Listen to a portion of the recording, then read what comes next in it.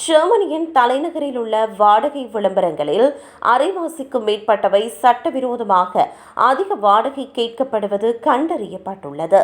Berlin senate சபை முதன்முறையாக நடத்திய வாடகை ஆய்வு மூலம் இந்த தகவல் தெரிய வந்துள்ளது.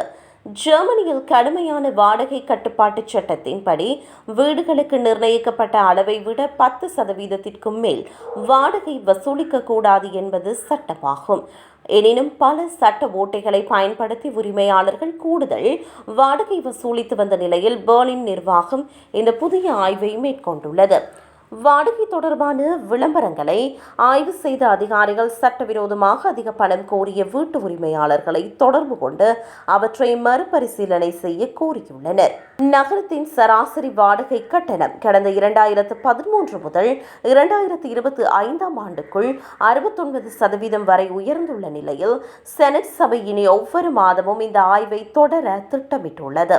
பெர்லின் நகரில் ஏற்கனவே தொடங்கப்பட்ட வாடகை விலை மதிப்பீட்டு அலுவலகம் நடத்திய சோதனையில் பெரும்பாலான ஒப்பந்தங்களில் வாடிக்கையாளர்கள் கூடுதல் பணம் செலுத்துவது உறுதி செய்யப்பட்டுள்ளது.